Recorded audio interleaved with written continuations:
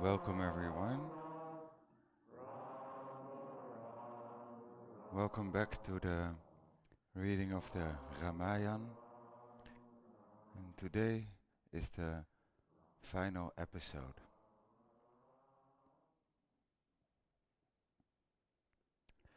So we have still lots to cover, which means that no time to waste. Okay.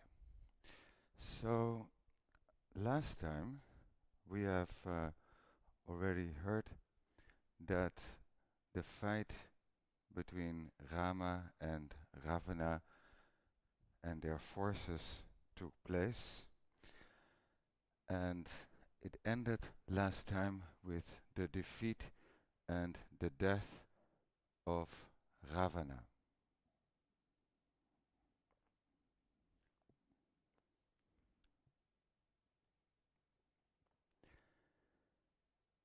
Turning to Hanuman, Rama told him to go to the grove of Ashoka trees, where Sita was sitting, and give her the happy tidings. When he entered the grove, Hanuman found Sita in the same sad pose as she had been when he first saw her, a picture of despair and sorrow, for no one had told her of the happenings on the battlefield. He went and stood beside her with folded palms and said, "My lady, I have come with happy news. Rama has killed Ravana, and Bibhishana has been crowned king of Lanka. He has asked me to bring this happy tidings to you." Sita was speechless with joy. Tears of happiness rolled down her eyes. Hanuman spoke respectfully. "My lady, believe me, I have spent sleepless nights thinking of your pathetic condition, and now it is my luck that I have been chosen to bring you this joyous news. I ask your permission to do one more thing. Let me kill all these Rakshasis who have been harassing you for so long." Sita smiled and said, "Dear Hanuman, they were only servants obeying their master. Why should you kill them? My rule is to show compassion and mercy to all, even if they are sinners. To err is human. Go and tell my husband that I am eagerly awaiting his arrival." Hanuman bowed humbly and departed. He told Rama the whole story of his meeting with Sita and said that she was eagerly waiting for him. Rama's eyes filled with tears when he heard this, but he remained sunk in thought for a while. At last he told Bibhishana to ask Sita to clothe herself in beautiful clothing and then come to him. When Sita came to Rama, he was lost in thought and sat with eyes fixed on the ground. Bibhishana led Sita to where Rama was waiting. Sita felt as if her limbs would fail her, and she shrank into herself.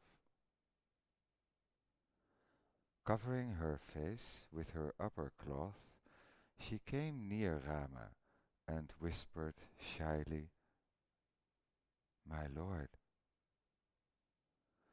Tears choked her, and she could not utter another word. Shyly she looked up at him, and her thirsty eyes drank in his beauty. Rama averted his face and spoke in an unusually harsh tone. "I have accomplished what I set out to do. I have wiped out the insult which was offered to me, and killed the one who abducted you." Sita had been waiting for a year for this moment, when her beloved husband would come and rescue her and take her in his arms and comfort her and make her forget the trials which she had gone through. She could not understand why Rama, who had never spoken harshly to her at any time, was now using this tone of voice. She looked at him with her eyes slowly filling with tears, and Rama's heart was torn with sympathy and love. But he said, "I fought this war to save my name and honor. Having lived for 11 months in the city of Ravana, there is a great stain on your character.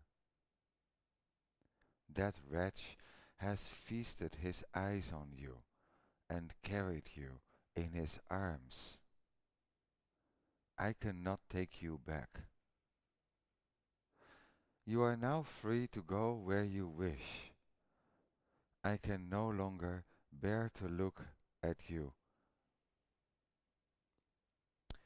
Your presence hurts my eyes like blinding light before sore eyes.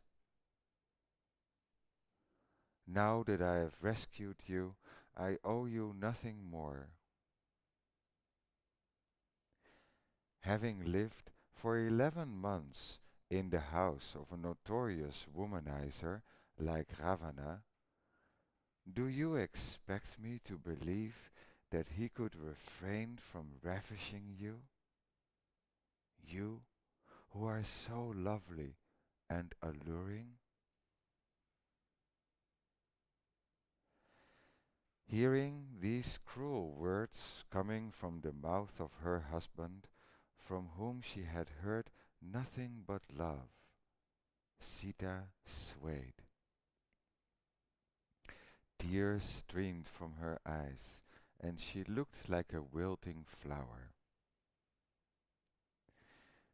To make matters worse, there was an interested audience to witness this painful scene.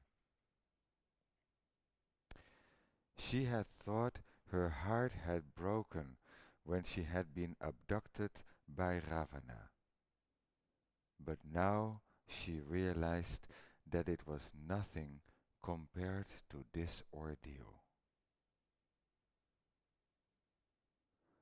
At last she said, "Why do you speak such harsh words to me? If you doubted me, why did you send Hanuman to search for me? Why did you not tell him that you had no further use for me?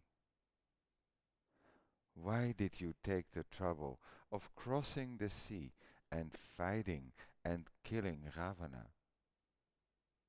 You could have saved yourself a lot of trouble, and I could have given up my life then and there, and then I would not have had to hear these cruel words. If I had been touched by that sinner once, it was because I was too weak and helpless to protect myself. How can you blame me for that?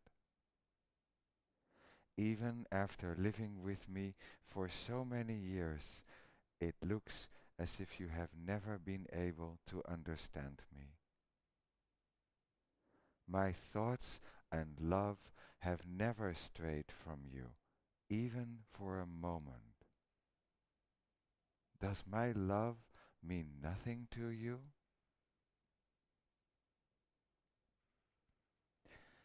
Saying this, she turned to Lakshman and said, Lakshman, make a pyre for me. It is the only cure for the grief which is burning me more than flames. I have been falsely accused, and I do not want to live any more. My husband asked me to go where I want. There is only one place that I can go, and that is the heart of a fire. Lakshman looked angrily at Rama, who stood with his head cast down, like a painted statue. Rama did not make any protest when Lakshman went reluctantly to make the pyre. Sita went towards the blazing fire. Standing before it, she said, If it is true that my thoughts have been set on Rama and never swerved from truth, then let this fire, which is the witness to all minds, protect me. If I am totally innocent, so may the God of fire protect me. So saying, she went round the fire once, and then flung herself into the heart. Sita glowed like gold in the midst of the fire. Rama stood as if carved out of stone, with face fixed to the ground. Though his heart was breaking, he did not do anything to save her who was dearer to him than his own life. At that moment the celestials came down and spoke to Rama.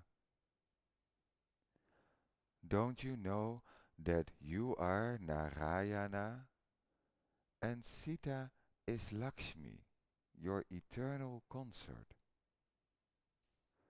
You are Vishnu, and you were born to destroy Ravana. Now your task is accomplished, and Dharma is saved. Agni, the god of fire, stepped forward from the blaze with Sita in his arms. Here is your wife, Sita, who is totally without blemish. She was never unfaithful in thought, word, or glance. Believe me and accept this jewel among women. Tears flowed unchecked down Rama's eyes, and he said, I never doubted her, even for a moment. But if she had not undergone this ordeal of fire, people would have spoken ill of her and of me. If I spoke harshly to her and watched unmoved when she entered the fire, it was only to vindicate her name before the eyes of all. So saying, he went near Sita and looked deep into her lovely eyes, as he had been longing to do. When Sita turned her tear-filled lotus eyes at him, Rama said softly, so that none could hear, "O daughter of the earth, my beautiful Sita, how could you think, even for a moment, that I could have doubted you? Why do you think I faced the wrath of the demon king and risked my life if I did not crave for you? My dearest love, I did it so that none could ever point an accusing finger at you." Hearing this impassioned declaration, Sita was pacified and looked at him with all her love pouring out of her eyes. Thus, for a long moment, they were lost to the world and gazed long and deep into each other's eyes, to the joy of all who were assembled there. The celestials told Rama to return immediately to Ayodhya, for the 14 years were drawing to a close, and Bharata was waiting for his arrival with great anxiety.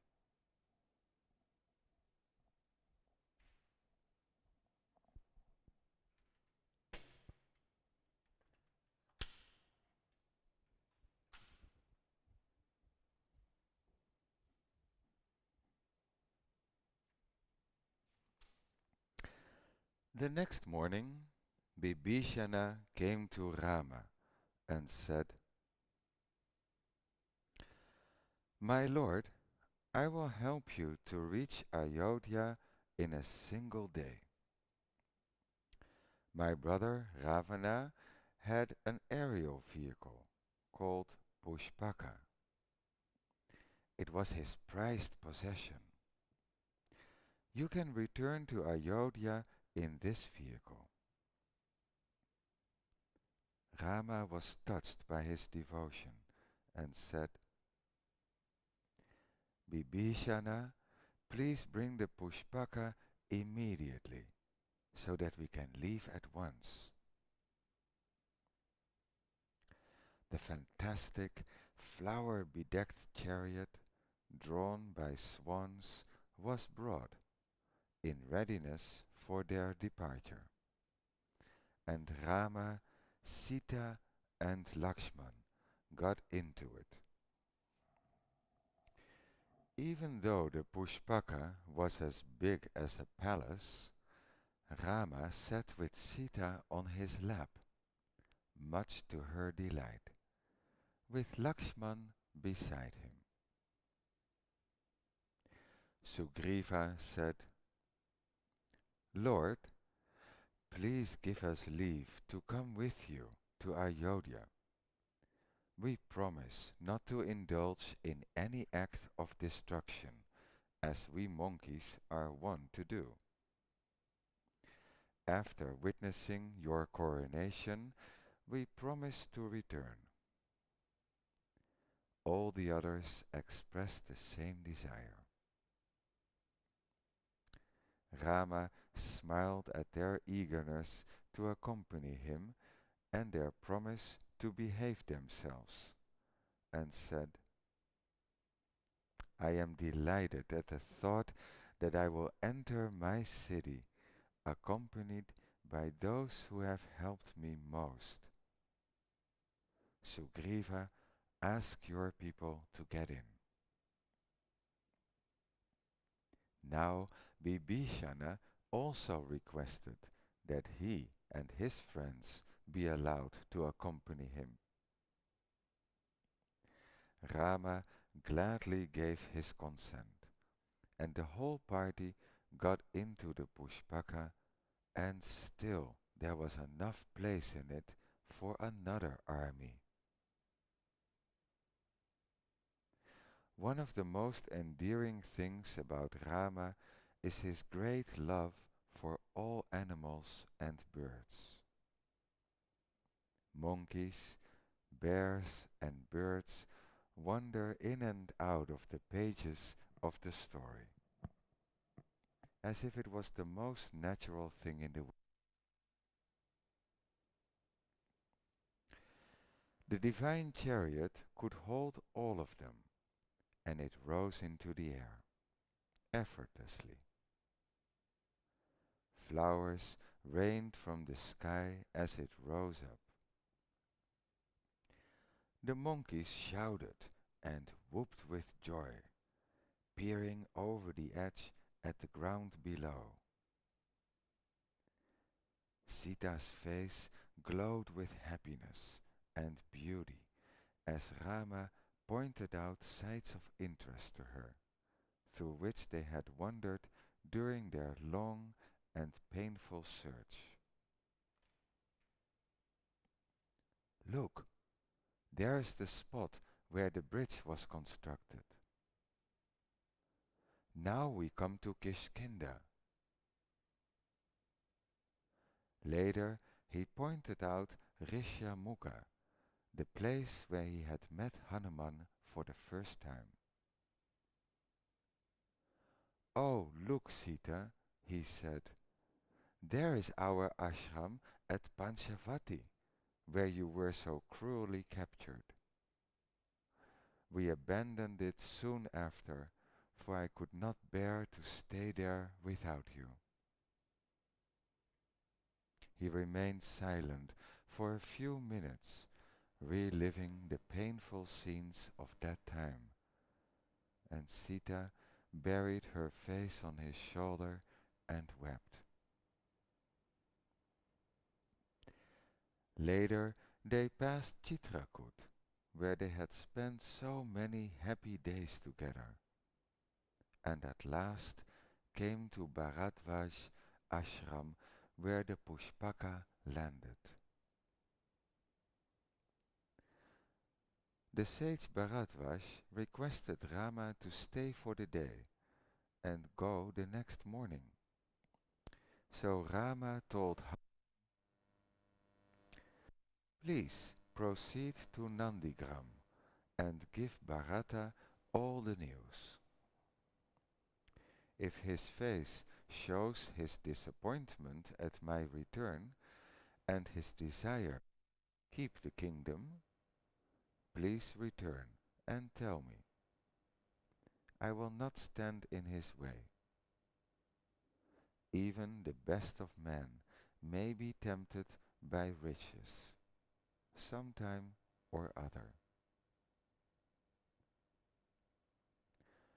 When Hanuman flew to Nandigram, assuming the form of a human being, he saw Bharata, who never had paid any attention to his body for 14 years. He had undertaken to guard the kingdom until his brother returned, and he seemed to be keeping alive only for that purpose. He looked like a Brahma rishi, sitting with eyes half closed in deep meditation. Hanuman approached with all humility, for he realized that he was in the presence of a truly superior human being, one who had conquered his senses and who had no desire for worldly possessions. He said, O Prince, I bring you tidings of your brother Rama. He has sent me in advance to tell you that he will be arriving here very soon, along with Lakshman and Sita. For 14 years, Bharata had been waiting for this moment, and when he got the news, he swooned with happiness for a few seconds. He embraced Hanuman and said, I do not know who you are, but you have brought me the happiest news I could ever hear, and so you are my best friend. Many, many years ago, my beloved brother went away to the forest, and all these years I have been waiting only for this moment. Hanuman's eyes filled with tears. He thought, he was the one who loved Rama more than anyone else. But now it appeared that there were many who had the same adoration for Rama. At last, he said, he has come to the ashram of sage Bharadwaj and will be reaching here tomorrow. Bharata and Shatrughna made haste to prepare for Rama's arrival.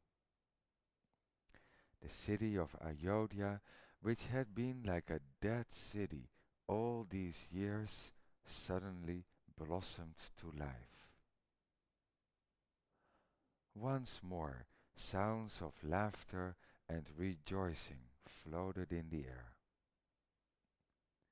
Citizens donned their best clothes, which had been locked away in their chests for 14 years, and the whole city waited in anticipation for the arrival of her rightful lord.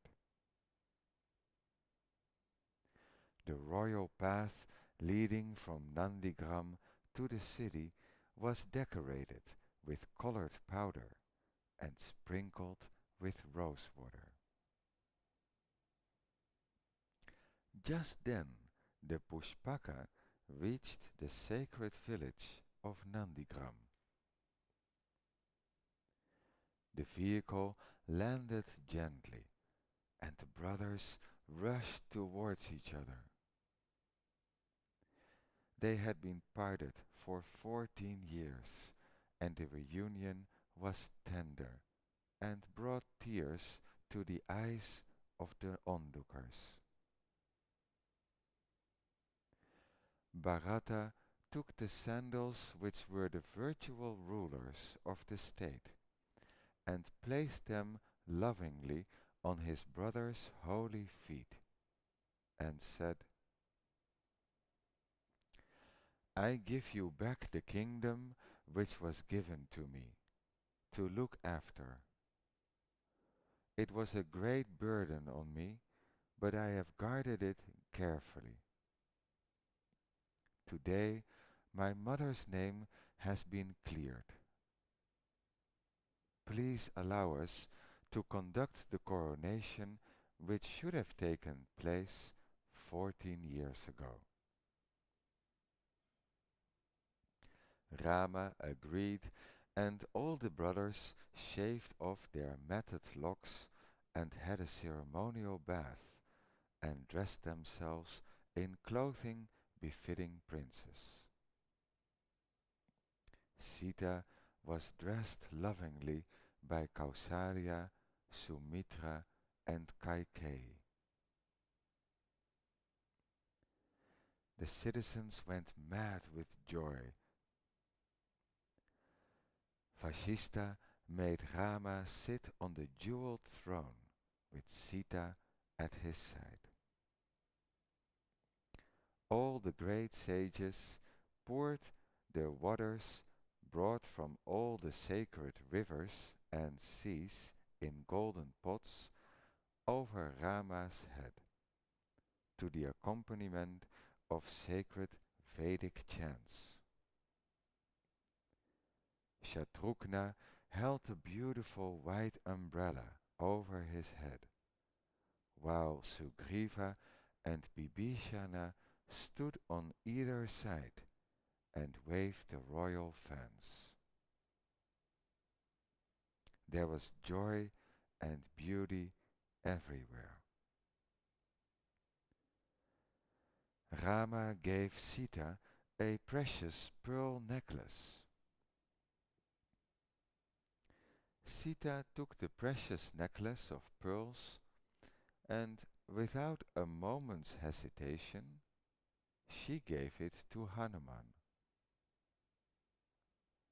He looked at it carefully, and smelled it, and bit it, and scratched it, and put it to his nose and his ears, and then threw it off, as being a worthless gift.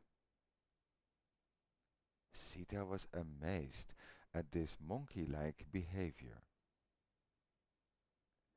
She asked him to explain this act of his, and he replied, "To me, the only thing worthy of respect is the name of Rama. If something does not have it, I feel it is worthless." I looked at the necklace to see if his name was written anywhere, and I bit it to see if it contained anything of his inside. But there was nothing. This is only an ordinary pearl necklace, and what use is such a thing to a monkey?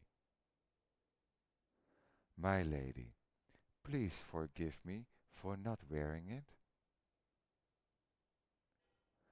The audience was astounded and asked him, "Hanuman, what about your own body? Does it have anything of Rama?"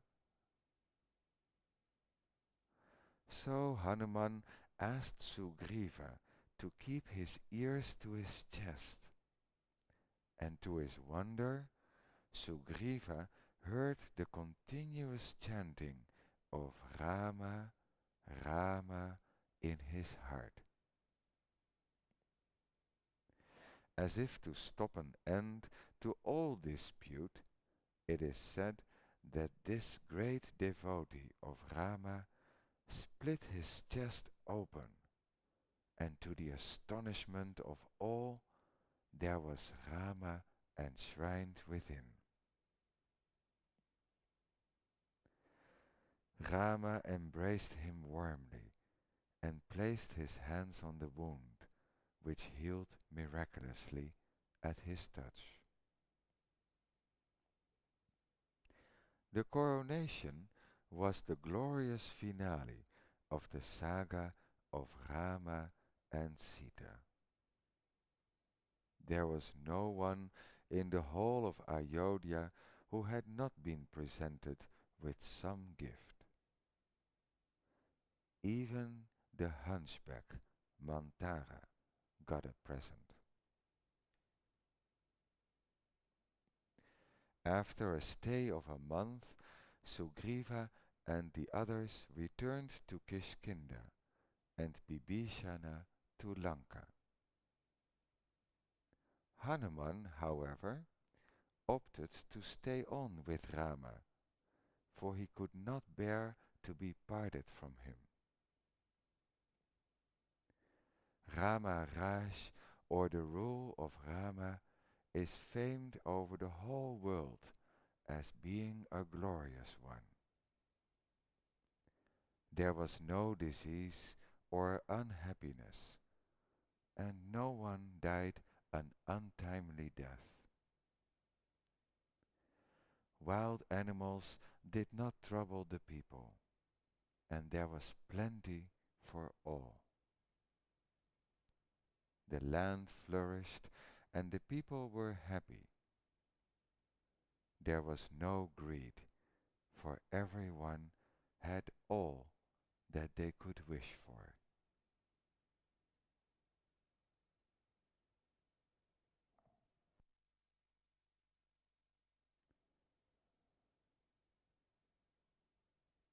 Book 7, Uttara Kanda, The Aftermath, the best book.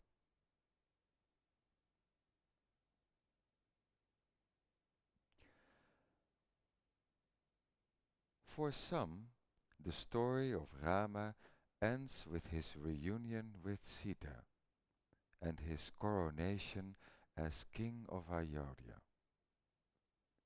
Yet there is one more episode, contained in the seventh book of the Ramayana.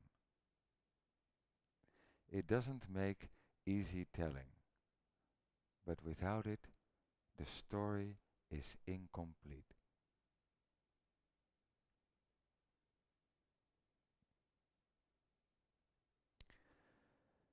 Many years passed while Rama ruled with Sita by his side, helped by his beloved brothers and able ministers. There was an Ashoka grove attached to their palace, which was even more beautiful than the one in Lanka. Fragrant trees like the Ashoka and sandalwood were there, and also fruit trees like mango. After finishing his day's work, Rama would often walk in these gardens with his adorable queen. One day, while they were thus sitting in the garden and talking to each other, Rama noticed that his wife showed all signs of pregnancy. Rama was delighted. He embraced his wife with great love and asked her, "My darling, I see that you are with child. This is the only thing which we lack in our lives. How radiant you look. I have no doubt that the child will be a wonderful infant. Tell me, how can I make you more happy? Is there some wish of yours which is still to be fulfilled? Ask for anything, and it shall be yours."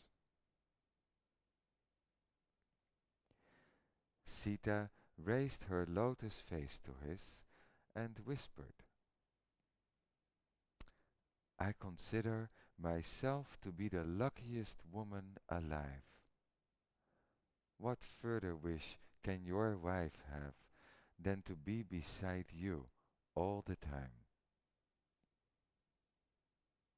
But Rama insisted, "My lovely one, I want to make you even happier than you are now, if that were possible. Tell me something which I can do for you." Sita turned her beautiful eyes on him and said, "Do you remember the forest near Chitrakoot where we used to wander hand in hand? Do you remember the sages and the peace of their ashrams? I have a great desire to go and visit them once again and eat the wild fruits and roots and drink the pure water of the Ganga and perhaps even stay there for a day or two." Rama looked adoringly at his beloved wife. There was nothing he could deny her. If anything, his love for her had increased with the passing years. He had never felt a desire to take another wife, as the rest of the kings used to do. Sita was the most charming woman he had ever known, and he desired none other. Holding her hands in his, he looked deep into her eyes and said, O my beloved wife, you shall certainly go there if that is what you wish. In fact, I will send you there tomorrow." Having given his promise to the princess, Rama left her and went to the outer courtyard to talk with a few friends. He turned to his friend Bhadra and asked, "Tell me, what do people say about me and Sita and my brothers?" Kings are always a butt of criticism for common folk. Bhadra said, "O king, people speak only good about you. Sometimes they discuss the events of past years when you achieved the impossible by killing the demon king, Ravana, and rescuing the princess." "What else do they say, Bhadra? Tell me all. Why do you avert your face? Is there something which you feel should not be reported to me? Have no fear. I want to know the good and the bad. No king can afford to ignore what people say of him. So tell me." In a low tone, Bhadra said, "They also remark that though your action in having killed the Rakshasa is to be applauded, your conduct with regard to your wife is shameful." Rama learned that men in his kingdom spoke ill of his relationship with Sita. How could the king have accepted a woman who had been kept on Ravana's lap and who had lived in his palace for so many months? People said that since Rama had accepted Sita back after she had been touched by Ravana, they would now have to tolerate unfaithfulness from their own wives, because whatever the king does, his subjects follow. When he heard this, Rama was dumbfounded and full of grief. His whole face changed when he heard this slanderous accusation against him and his immaculate wife. He could not speak a word. His friends tried to comfort him and said, "Your Majesty, it is the nature of common people to speak ill of the nobility. A king need not pay heed to such false accusations." But Rama hardly heard what they were saying.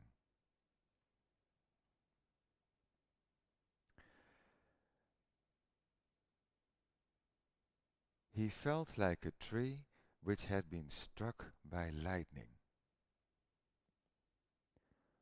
Somehow he managed to stagger back to the palace, and he requested his brothers to come to him at once. They came immediately, and were surprised to see Rama's demeanor. He stood with his back to the door, looking out on the wintry garden. His face was pale, and his eyes had a glazed look as he turned to face his brothers. His hands trembled slightly. Lakshman knelt before him and said, "Brother, what is it?" Rama then spoke in a voice which was drained of all emotion. "Do you know what the citizens are saying about me and Sita?" All of them hung their heads, and Rama continued, I see that all of you know, and have hidden the truth from me all these years. My heart is breaking, and I am drowning in sorrow. Yet my duty as a king is clear before me. The first duty of a king is to his people, and not to himself. Sita is dearer to me than life itself, but I have no choice but to abandon her for the sake of my people. Lakshman, take her away in the chariot and leave her on the other side of the Ganga near the Tamasa river, where we stayed a long time ago. Just this morning she requested me to take her there. Let her have her wish. She will suspect nothing. Lakshman jumped to his feet and said, Rama, you cannot do this to her. She is purified in fire. Please do not ask me to do this. I will do anything else you ask, but not this. Don't you know that she is carrying your child? How can you bear to do this? His face carved out of stone, Rama said in a stern voice, I do not want to hear another word from any of you. I want none of your advice. I am your king, and I demand only implicit obedience.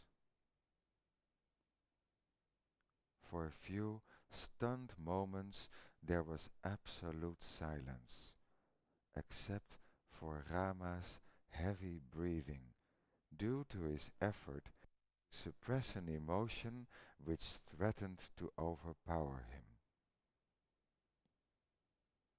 At last he said, Go, Lakshman. Leave her in a secluded spot, near the river, close to some of the ashrams, and return immediately. Do not wait to talk to her. Do not try to explain anything. Let her think the worst of me, or else she will die of a broken heart. Take her away this very instant, O Lakshman. If I see her even once, I am doomed. I will be unable to carry out my own command. So go now. Go before my heart fails me, before emotion weakens my resolve. Why do you hesitate? It is I, the king of the country, who is commanding you. His brothers could not speak a word. Lakshman cursed his luck for having been chosen to carry out this terrible command. His eyes brimming with tears, Rama stumbled out of the room and went to an enclosed spot in the garden where he would not be able to see Sita. He spent the night there, keeping a lonely vigil with the stars. If he went to his room and took his beloved in his arms, he knew that he would never be able to let her go. Who knew what bitter thoughts passed through his mind? But he was firm in his resolve. Dharma was his God, and to Dharma he was prepared to sacrifice his beloved queen and his unborn child.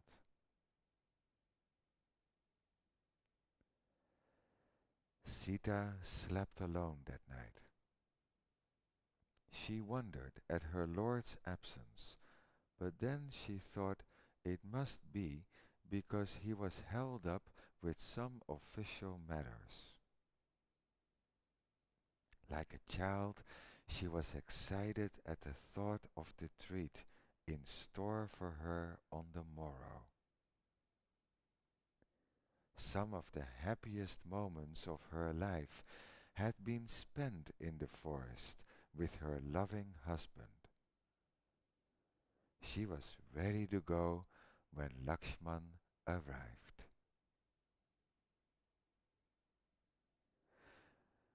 Without looking at her, he said in a voice totally drained of emotion, "Are you ready to leave?"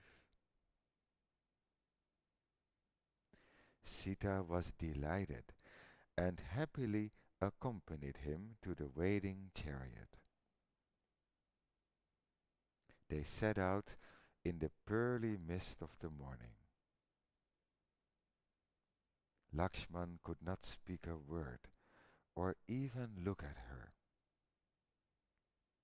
Sita alone was full of cheer. She turned around for a last look at the sleeping town, not realizing that it was, indeed, her last look.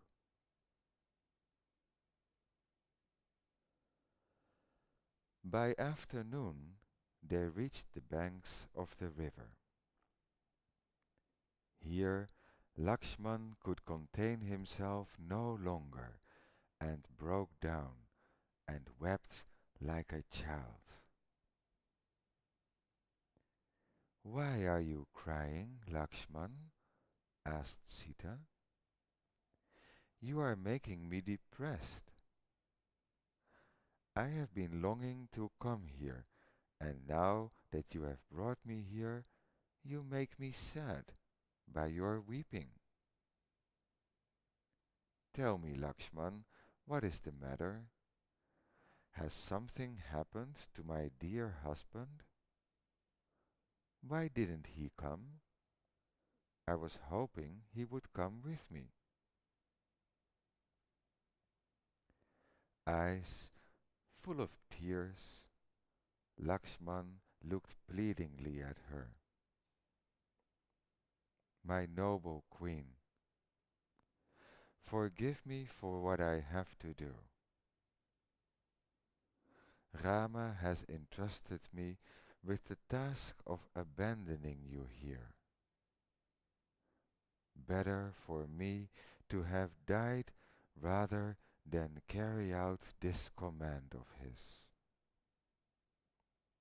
So saying, he fell at her feet. Sita bent down and gently lifted him up.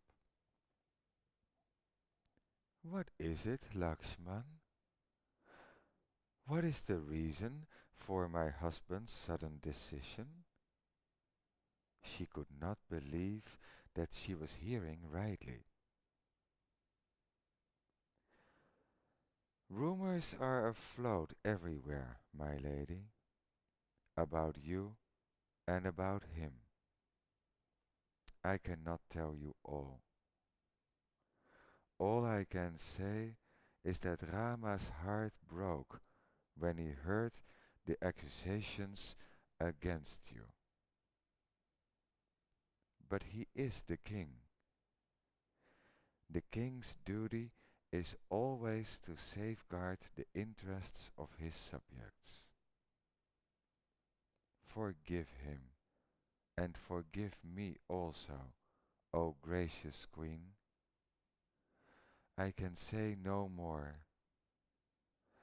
Night is fast approaching.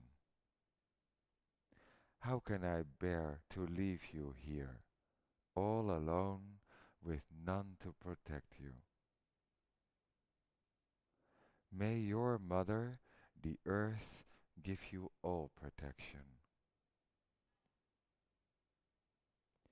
Sita looked like a frightened deer, listening to Lakshman's words, and then said, "Surely I was born for sorrow. Grief alone seems to be my constant companion. I followed my husband to the forest, inhabited by wild animals and rakshasas. No woman would have done as I did, yet now he has abandoned me. Was it my fault that the rakshasa abducted me? What wrong have I done? O Lakshman, do not grieve. Leave me here and return to the king, my husband, and tell him that his wife wishes him well. May he find eternal fame by following the dharma of a king. More important than my suffering is the fact that his honor should remain intact. Never will Sita be guilty of bringing dishonor to Rama. Farewell, Lakshman. You have been more than a brother to me. I hold nothing against you." Lakshman fell at her feet once more. He could not speak a word.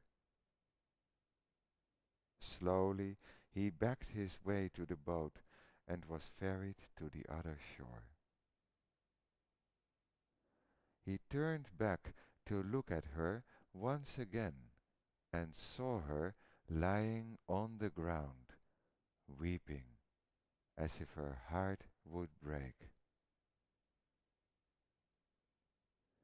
Sita looked up and saw the chariot disappearing in the distance. The Ganga flowed smoothly on, as if to comfort her in her agony. She gazed at the water and wondered what it would feel like to have it close over her head.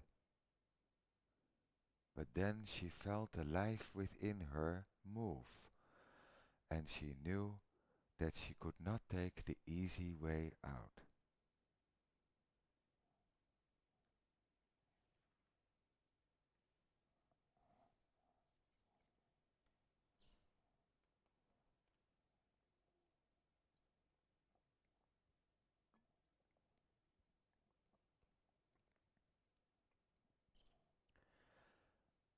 Lakshman returned sorrowfully back to Ayodhya.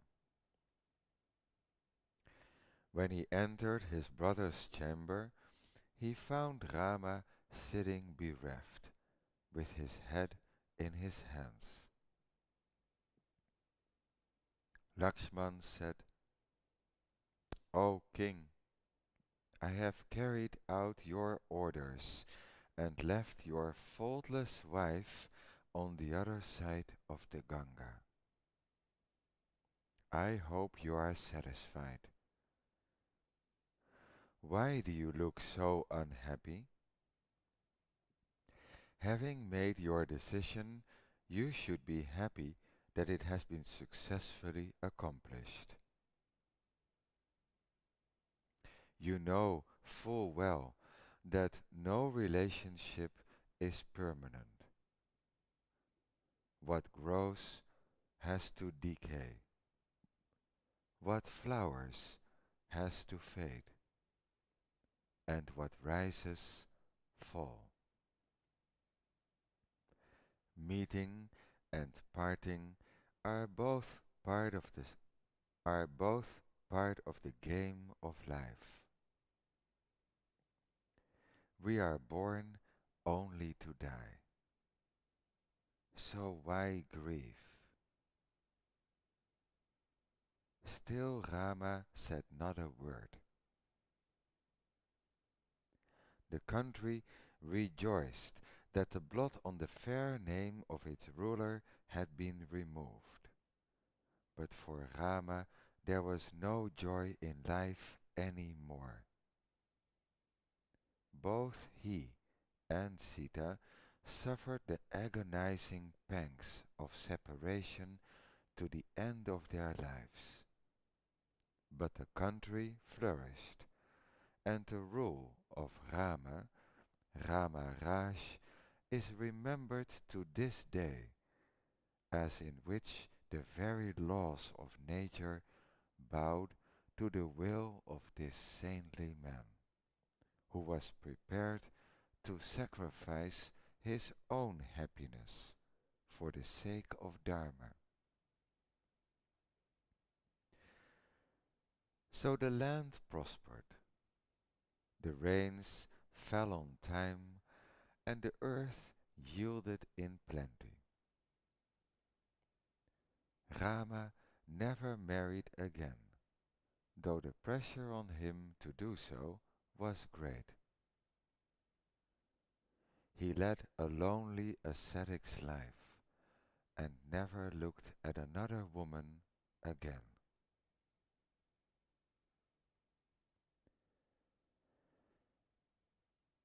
In the meantime, far away, on the banks of the river where Lakshman had abandoned her, Sita sat alone and helpless.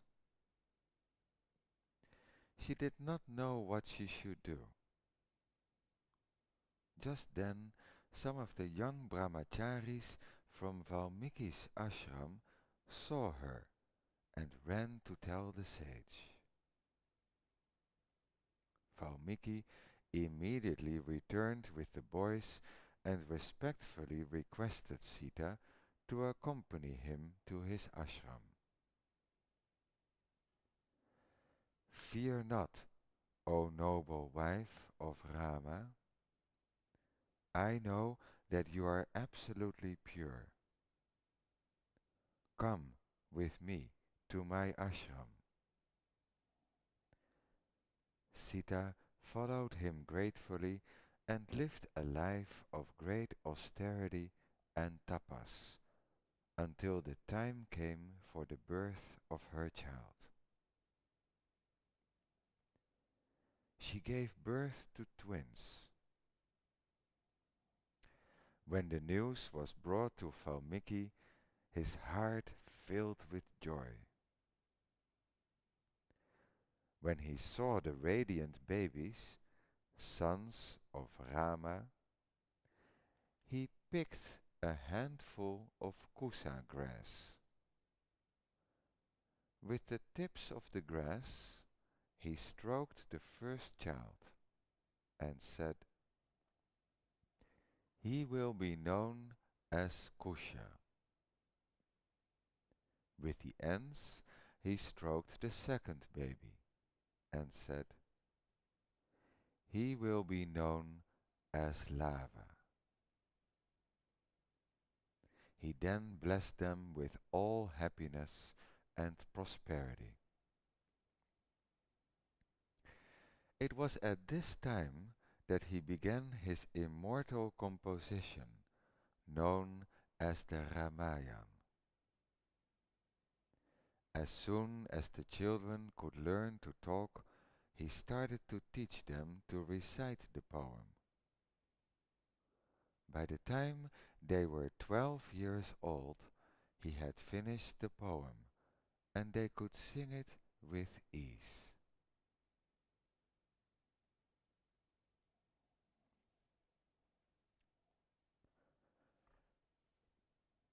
"12 years later, Rama decided to hold a special puja. He called Lakshman and asked him to invite all the sages. All the kings were also invited, and invitations were sent also to Sugriva and Bibhishana. Sage Valmiki came with Lava and Kusha. He told them to go and sing 20 cantos of the beautiful poem called the Ramayana before the huts of the sages who had been invited, and also before the king. The children did as they were told, and sang 20 cantos in a melodious voice before the royal audience. People were spellbound by the sight of these two hermit boys who sang so sweetly. They also remarked on their uncanny resemblance to Rama. He had looked exactly like them so many years ago, when he went to the forest. Rama was enchanted with the boys, and told Lakshman to give them 20,000 gold coins. But the boys refused, and said that hermit boys who lived on fruits and roots had no necessity for such things. Rama was astonished and asked them, "Who composed this poem?" The boys replied, "The sage Valmiki is the composer of this wonderful poem, which recounts the doings of your Majesty. It has 24,000 verses and 6 khandas. The seventh, or the Uttara Khanda, is now going on. With your permission, we will recite the whole poem in its entirety to you." "So be it," said the king. For many days, Rama and his brothers, as well as the collection of sages, kings and monkeys, heard the whole story of Rama. All were moved. By the end of it, Rama realized that these boys were his own sons, the children of Sita.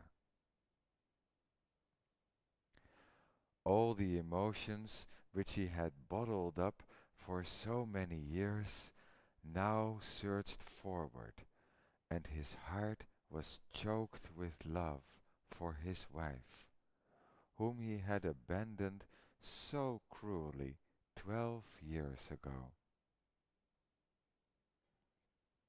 He could no longer suppress his feelings. The day that he had banished her, he had enshrined her in his heart and thrown away the key. But these young boys, who looked like him and smiled like her, had broken open the door of his heart and let loose the floodgates of emotion, which threatened to overwhelm him with their intensity. Their smiles brought to his mind only too vividly Sita's charming face. The desire to see her again was too strong. Surely, fate would not deny him this final bid for happiness. He sent messengers to the hut of the sage with his request. Go immediately to the sage Valmiki and request to bring the mother of these boys to me, for I feel very sure that she is none other than my wife Sita.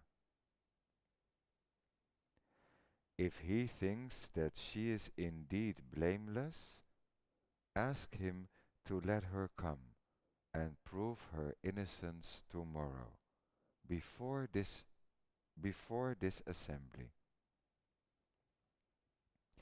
Tomorrow at dawn the princess is welcome to come.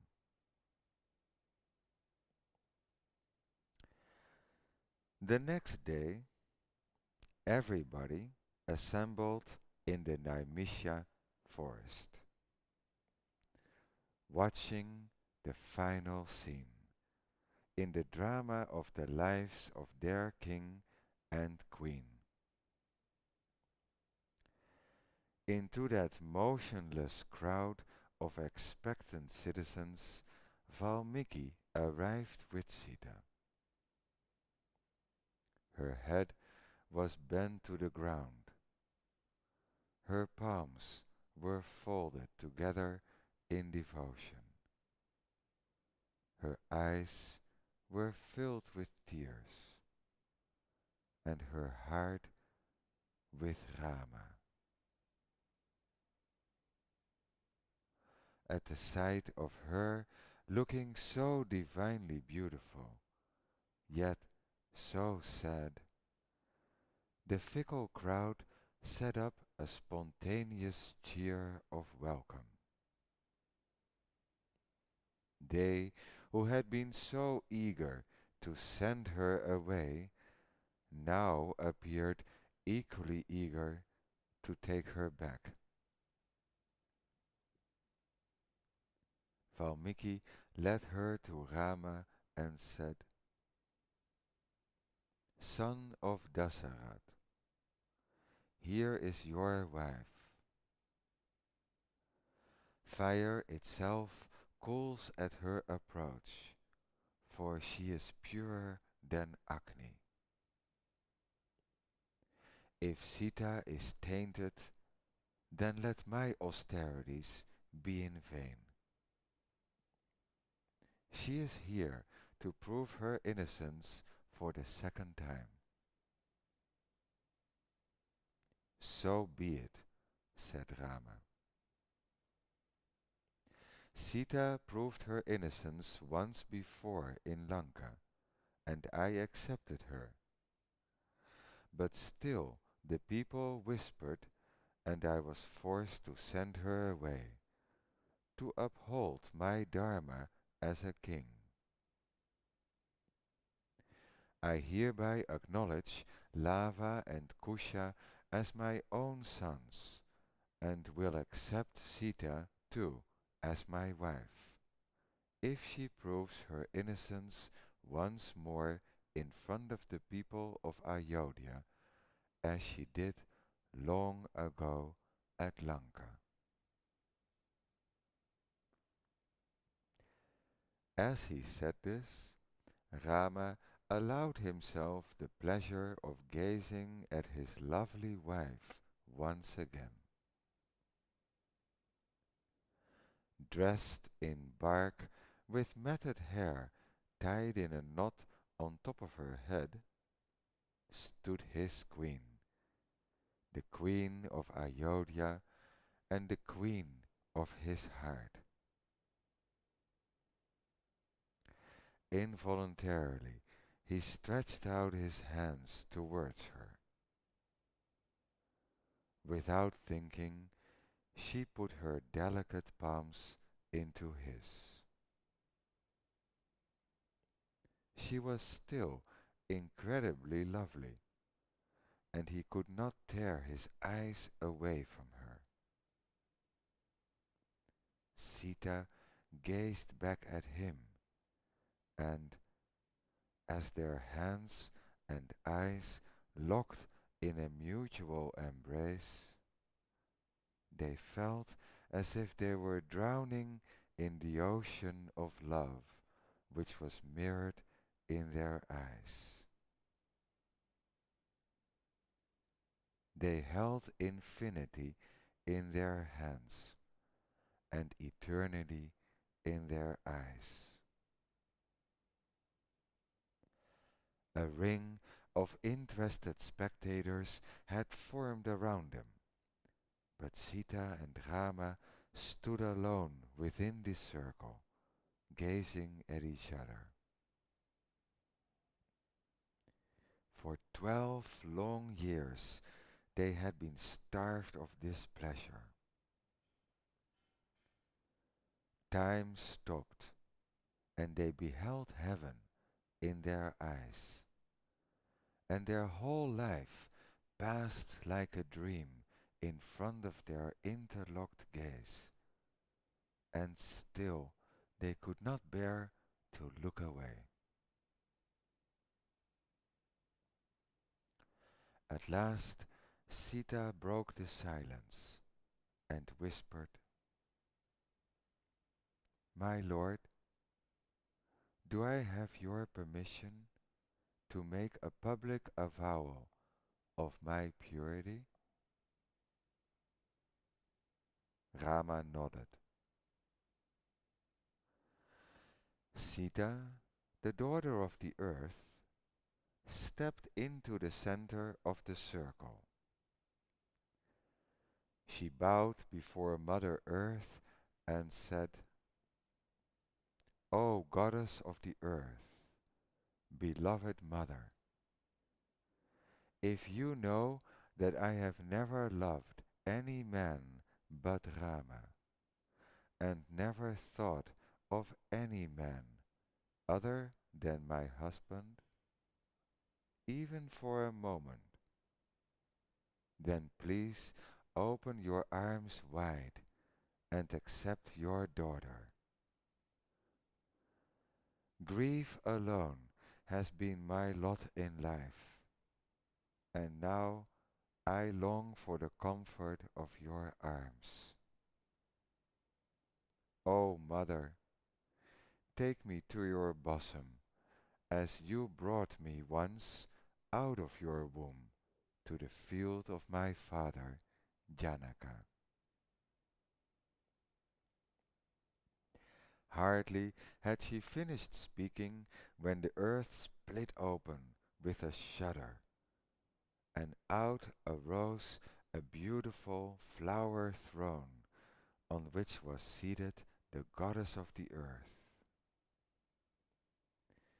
She opened her arms wide, and Sita ran into them and was made to sit beside her on the throne of flowers. In front of the astonished gaze of the spellbound audience, the earth gaped open once more, and the throne, carrying Sita and her mother, slowly descended into the bowels of the earth, as the gods rained flowers from above.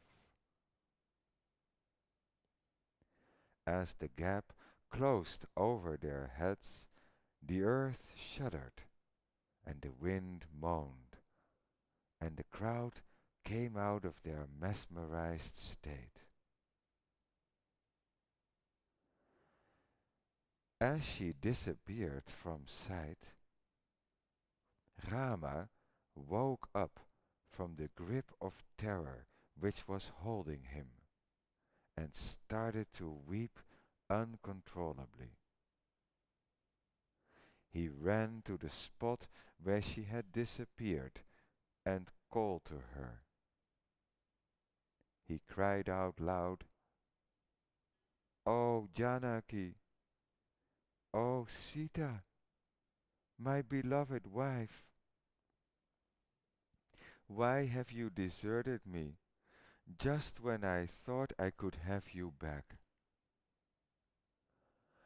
Once you were taken away by the wicked Ravana, but I brought you back, and then I was forced to send you away again.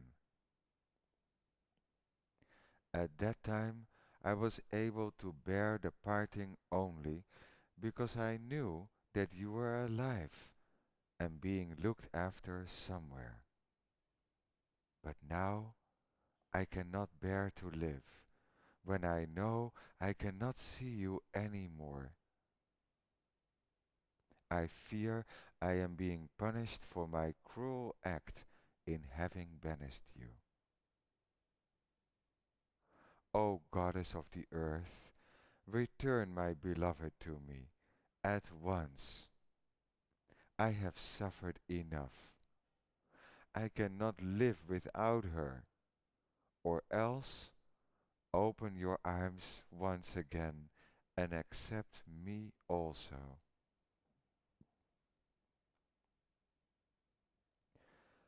No one dared to approach him. At last, Brahma, the creator, came to him and said, "Rama, remember who you are. Let me remind you of your divinity. Sita will be reunited with you in heaven, for she is none other than Lakshmi. Do not grieve, but take delight in your children, and listen to the rest of the tale of your life, which they will recite at dawn tomorrow. It is an exquisitely beautiful poem of a life which was ruled by Dharma alone. You should be the first to hear it, for it is about you, O Rama." Rama led his 2 sons and went to the hut of the sage Valmiki and spent the night there, grieving for Sita. The whole night he kept murmuring, "Why did you leave me? Why did you leave me? Oh Sita, will you not return to me?" The boys, too, were plunged in sorrow at the loss of their mother, and Valmiki had the unhappy task of comforting all 3 of them. It is only to be expected that a poem which began with the bereavement of the female bird should end with the bereavement of the human couple. At that time, when he had watched the male bird being shot down by the cruel arrow, Valmiki had felt as if he had been pierced by the same fatal arrow. How much more did he feel it now, when he saw the tortured king bemoaning his loss over and over again throughout the long and lonely hours of the endless night.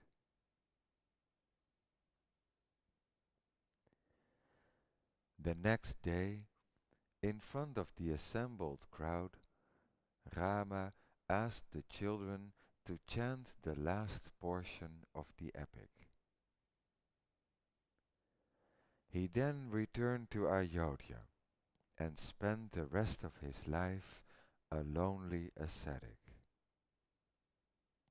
Without Sita, life had no meaning for him. He never married again. Rama carried on his duties for the rest of his life with his usual charm and showed a pleasant and happy face to all. Lakshman alone knew that this was just a facade, and inside he was burning with regret at what he had done to his queen, and waiting for the day when he could join her in their celestial abode. Thus many years flew by, and Kausalya, Sumitra, and Kaikeyi passed away. At last, one day, Kala, the time spirit, came to the palace of Ayodhya. Rama was waiting for him. He had been waiting for thousands of years. Lakshman brought him in, and Rama placed him on a golden seat and asked him what he wanted. "Listen, O king," said the spirit of time. "I have been sent to recall you to your heavenly abode. Your time on this earth is over. You have accomplished all that you have set out to do. You are Vishnu, the eternal, the all-pervading protector of the universe. Your stay among the mortals is over. It is time for you to return." Rama smiled and said, "I am honored by your visit and happy with your message. I will do as you say." Rama knew that everything passes. Everything perishes. Nothing will remain. Time is all-powerful. Everything will be swept away in the powerful river of time.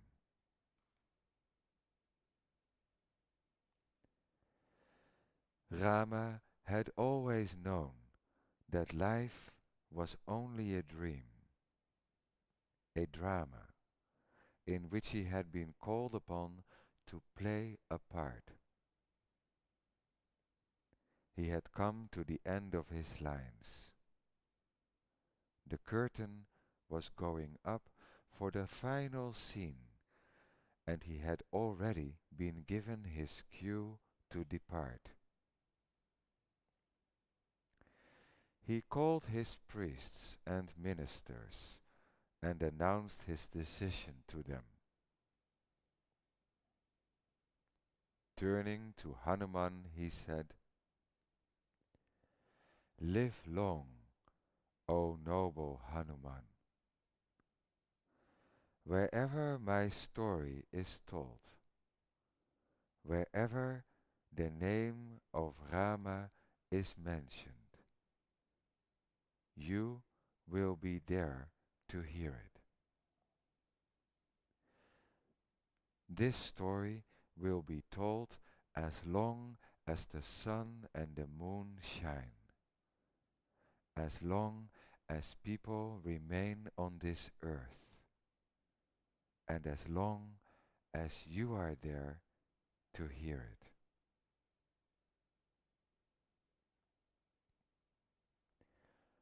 To the others he said, "If you so wish, You may all follow me. This very day will you enter heaven along with me. All the people of Ayodhya followed Rama with love and devotion.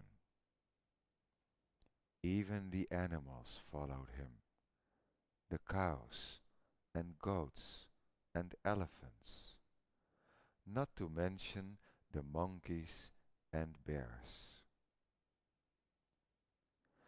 The very stones on the streets of Ayodhya wept, for they could not follow him.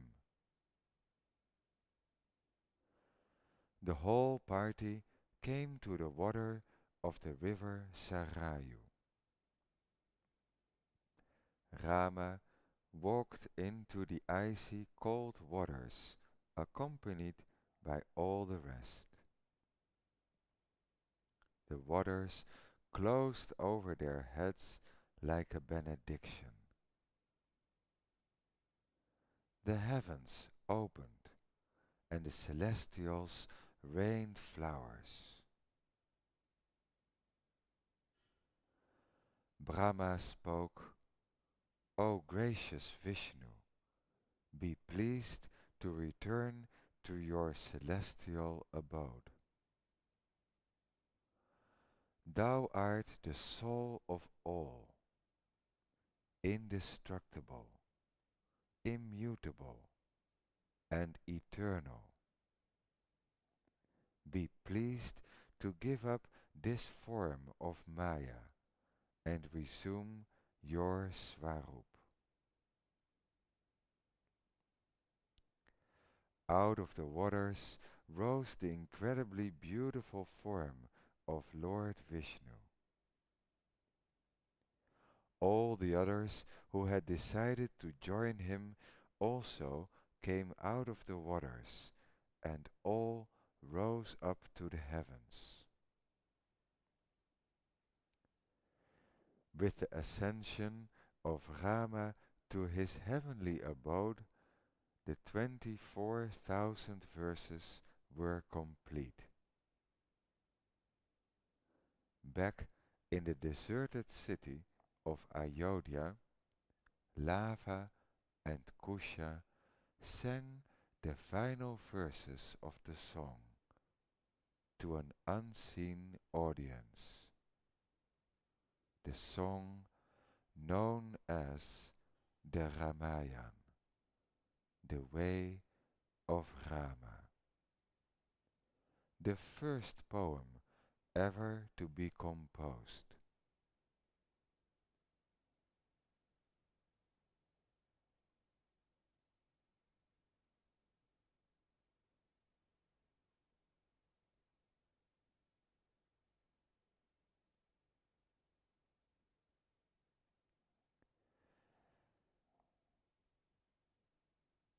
What follows is the Falashruti, or the benefits that come to those who read or listen to the Ramayana.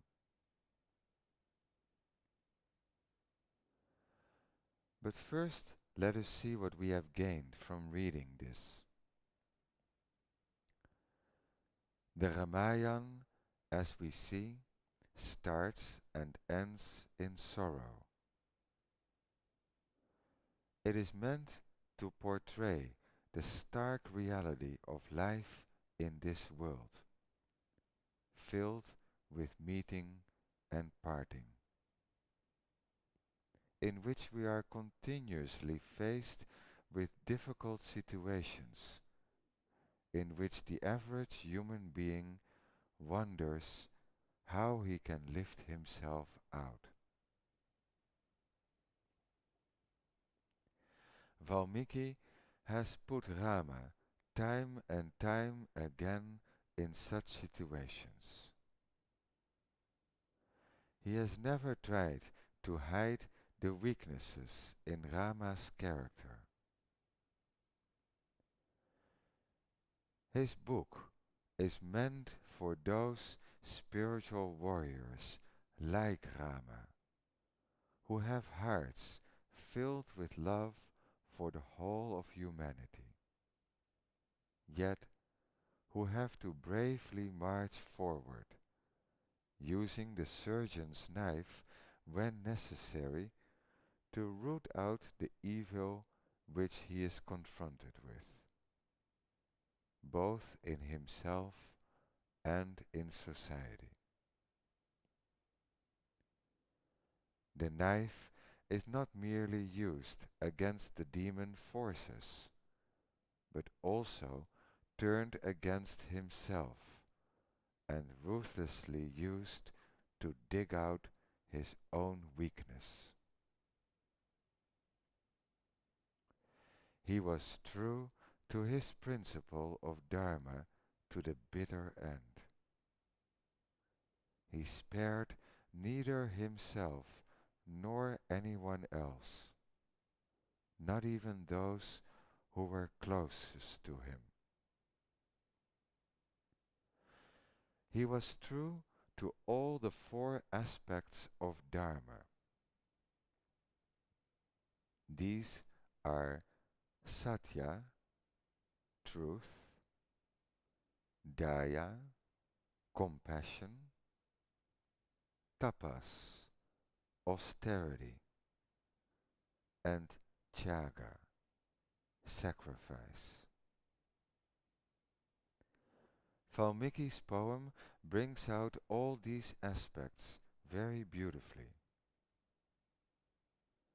His adherence to truth, his compassion to all who approached him, the steadfast way in which he stuck to his austere life in the forest and after parting from Sita, and his ability for sacrificing his own interests for the sake of others, have all been brought out in the epic.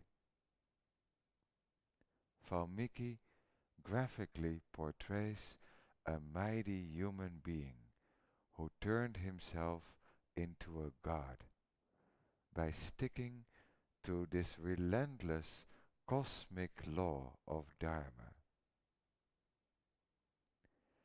He was indeed a Dharma Atman, the soul of Dharma.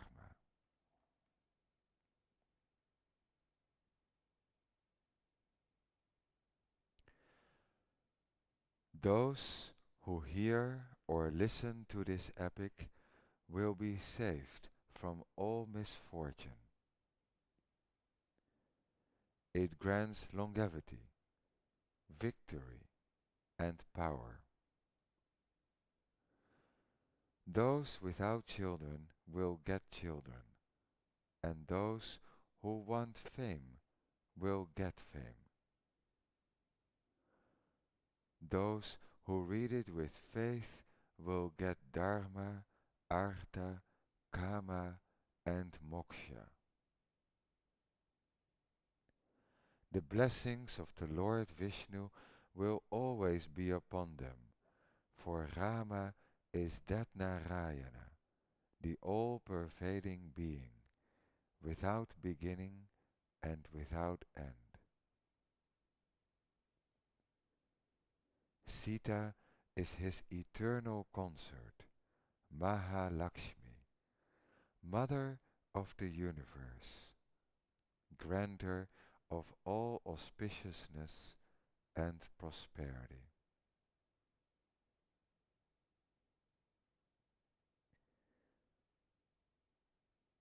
May all be healthy. May all be at peace with each other. May all be fulfilled. May all be auspicious. Let all be happy. Let all be free from pain. Let all see reality everywhere. Let none have sorrow. Thus ends the complete Ramayana of the sage Valmiki. Om Shri Ram Jai Ram Jai Jai Ram. Om Tat Sat.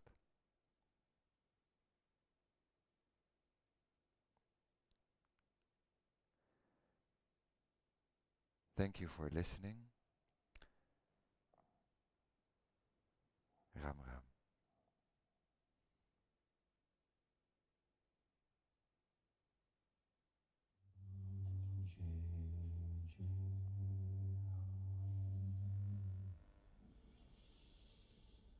Shri Ram Jai Ram Jai Jai Ram.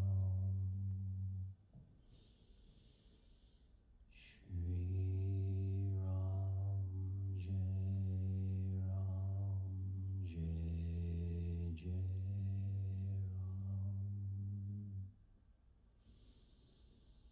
Shri Ram Jai Ram Jai Jai Ram. Shri Ram Jai Ram Jai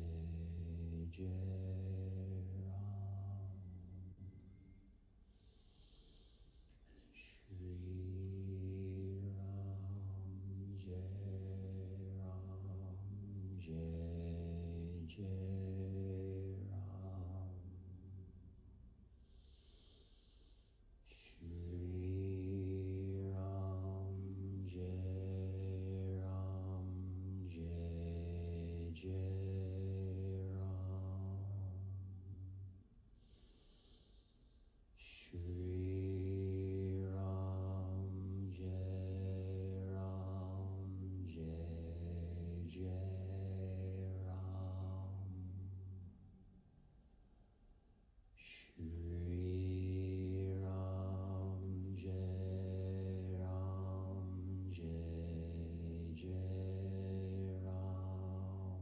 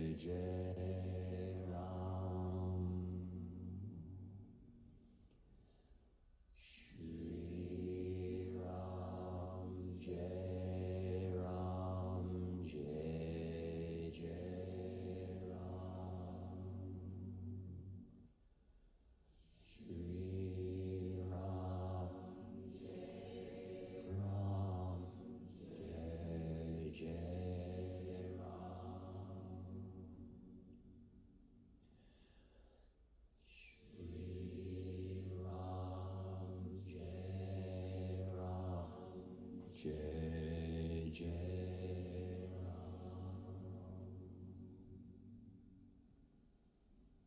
Shri Ram Jai Ram Jai Jai Ram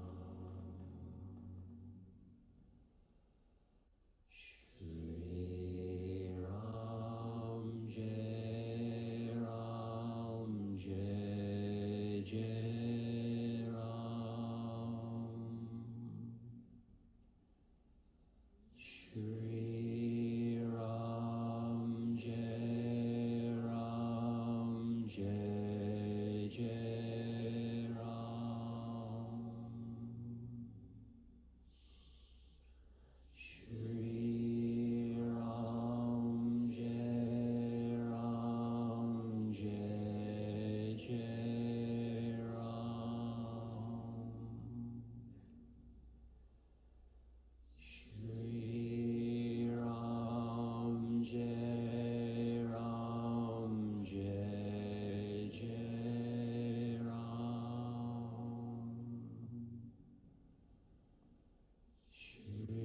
Shri Ram Jai Ram Jai Jai Ram Shri Ram Jai Ram Jai Jai Ram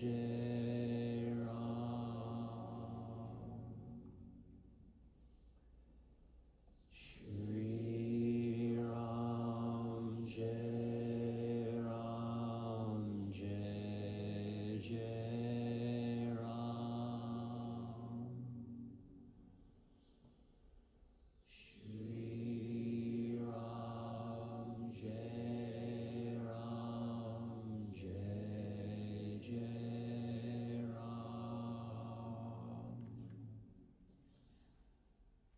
Shri Ram Jai Ram Jai Jai Ram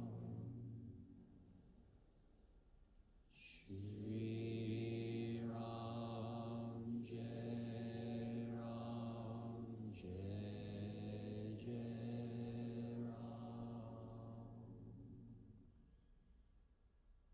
Shri Ram Jai Ram Jai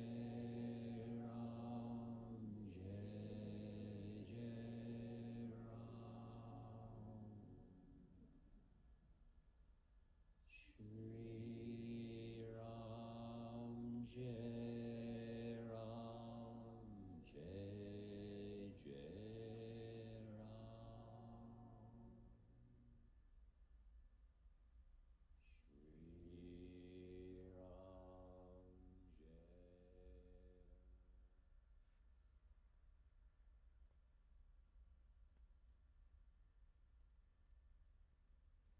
Tonight we are going to do a bhajan which uses only one word, Rama. Rama. Rama is the name of an incarnation of God. Rama is the god of the sun kingdom.